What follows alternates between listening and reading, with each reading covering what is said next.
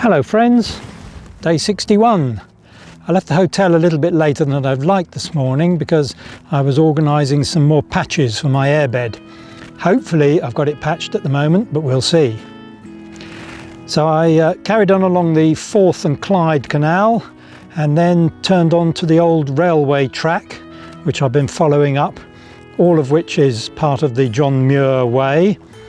And I'm only a couple of miles off starting the West Highland Way, which I'll be on tomorrow. So if you're on the West Highland Way, I'll see you on the trail.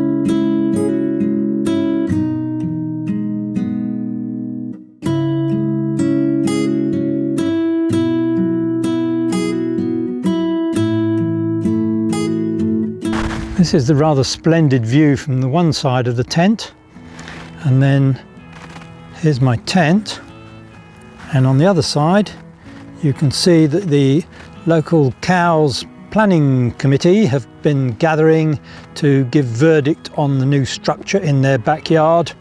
I think they've given planning permission though.